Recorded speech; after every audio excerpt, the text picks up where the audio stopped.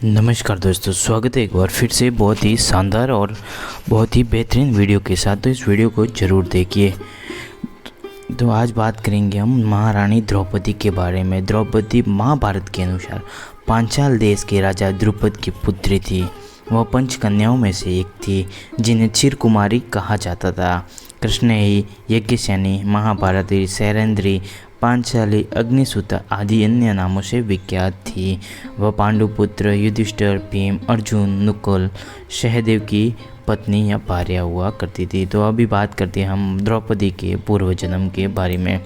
द्रौपदी पूर्व जन्म में मृदुल ऋषि की पत्नी थी। उनका नाम मृदुलनी इंद्रसेना था।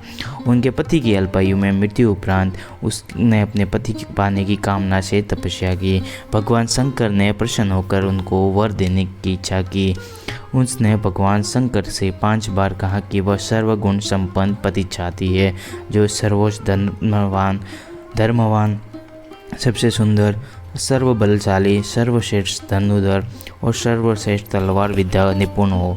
तब भगवान शंकर ने कहा कि अगले जन्म में उसे 5 गुणों से भरा पति मिलेगा, क्योंकि उसने पति पाने की कामना 5 बार दोहराई थी।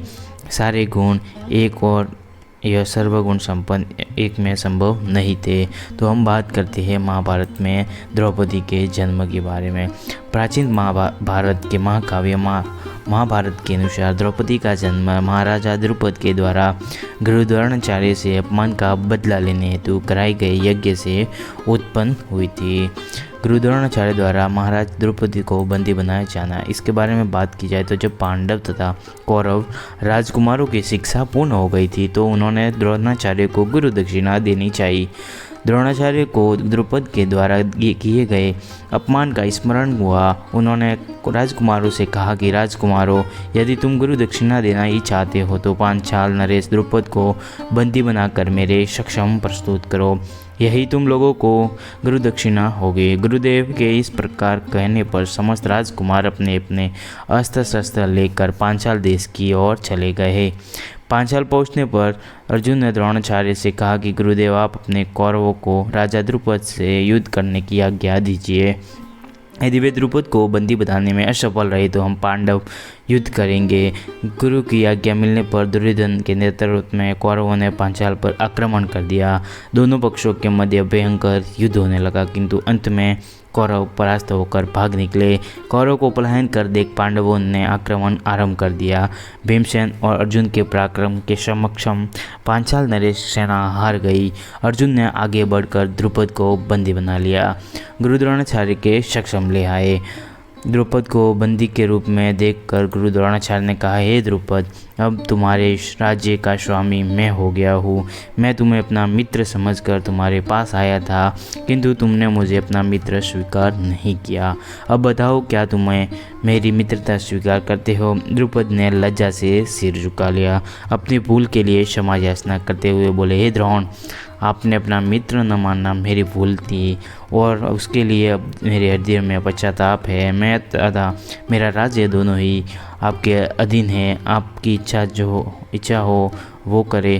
द्रोणाचार्य ने कहा कि तुमने कहा था कि मित्रता समान वर्ग के लोगों में होती है। अब मैं तुम्हारी बराबरी का मित्र भाव रखने के लिए तुम्हें तुम्हारा आधा राज्य लौटा रहा हूँ। इतना कहकर द्रोणाचार्य ने गंगा नदी के दक्षिणी तट का राज्य द्रुपद को सौंप दिया।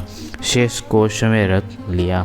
अपमान का बदला लेने हेतु यज्ञ उपरांत धृष्टद्युम्न और यज्ञसेनी का जन्म कैसे हुआ, इसके लिए बात करें तो गुरु द्रोण ने पराजित होने के उपरांत महाराज द्रुपद अत्यंत लज्जित हुए।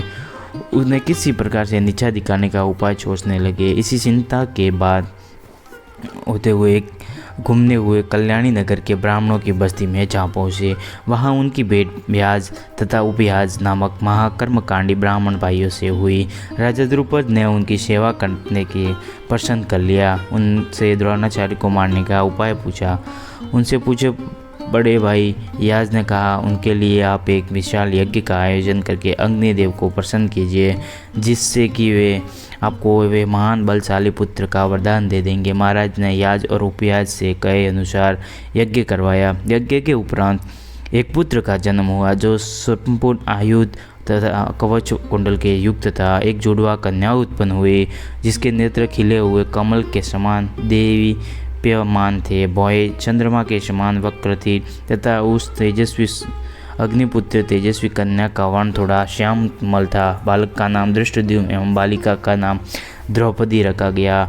यज्ञ द्वारा उत्पन्न होने पर द्रौपदी यज्ञसेनी भी कहलाई। द्रौपदी का विवाह कैसे हुआ? तो द्रौपदी के शर्त की शर्त बहुत कठोर थी जिसे कोई भी तोड़ नहीं सका। कर्ण जो अंग देश का राजा था वो ये प्रतियोगिता जीत सकता था पर उसे अवसर नहीं दिया गया। अंत में अर्जुन ने यह शर्त जीती। शर्त जीतने के उपरांत कौरवों को और उपस्थिति राजाओं ने पांडवों की द्रौपदी को ले जाने से रोकना चाहा, जिसका सभी पांडवों ने डटकर सामना किया, जिसके फलस्वरूप वे द्रौपदी को ले जाने में सफल हुए। द्रौपदी सहित कुटिया पहुंचने पर पांडवों ने बाहर से ही कहा कि माता देखो हम क्या लाए हैं। तो बिन देखे ही कुंती ने कहा कि जो लाए हो आपस में बांट कर ले लो। माताजी की आज्ञा का निरादर नहीं करना चाहते थे परंतु उन्होंने ऐसा था कि ऐसा करना ठीक नहीं होगा। परिणाम स्वरूप कुंती ने द्रौपदी को 500 पांडवों में से एक को चुनने के लिए कहा। द्रौपदी ने युधिष्ठिर को चुना। पाणिग्रह संस्कार के लिए जब कुंती समेत पांडवों ने पांचाल नरेश द्रुपद के पास जाकर सारा वृत्तांत सुनाया तब ऋषि ने द्रौपदी के पूर्व जन्म की कथा सुनाई, जिसके उपरांत द्रुपद ने औपचारिक रूप से पांडवों के साथ द्रौपदी का पाणिग्रह संस्कार संपन्न किया। द्रौपदी का क्षीरण कैसे हुआ तो इसके बारे में बात की जाए तो महाभारत में युधिष्ठिर सब कुछ हार के बाद उन्होंने द्रौपदी को दांव पर लगा दिया। दुर्योधन की ओर से मामा शकुनि ने दूत में अग्निपुत्री द्रौपदी को जीत लिया। उस समय दुशासन द्रौपदी को बालों से पकड़कर घसीटते हुए सभा में ले आया। जब वह द्रौपदी का अपमान हुआ, अंगराज कर्ण ने भी दुर्योधन की मित्रता के अनैतिक प्रभाव में अपमान के शब्द बोले। तब भीष्म पितामह द्रोणाचार्य विदुर जैसे न्यायकर्ता और महान लोग भी बैठे थे, लेकिन वहां मौजूद सभी बड़े दिग्गज मुंह झुकाए बैठे रह गए। इन सभी को उनके मौन रहने का दंड भी मिला। भगवान श्री कृष्ण ने पांचाल नरेश द्रुपद की पुत्री द्रौपदी को प्रश्न के उत्तर में कहा कि तीनों ने दुर्योधन को अन्नदाता समझ लिया था, जिसलिए उसे रोकने के लिए पर्याय नैतिक धर्मोचित साहस नहीं कर सके। दुर्योधन के आदेश के अनुसार दुशासन ने सभा के सामने ही द्रौपदी की साड़ी चीर उतारना शुरू कर दी। सभी मौन थे। द्रौपदी की प्रार्थना पर श्री कृष्ण ने दिव्य हस्तक्षेप करके चीर को असीमित करके हरण को सफल नहीं होने दिया। तो ये थी द्रौपदी की जन्म से चीरहरण तक की संपूर्ण कहानी। अगर आपको ये कहानी पसंद आई हो तो वीडियो को लाइक करें और चैनल पे नए हो तो चैनल को सब्सक्राइब जरूर करें। ऐसे ही वीडियो देखने के लिए हमारे चैनल से जुड़े रहे। जय श्री कृष्ण, जय महाभारत।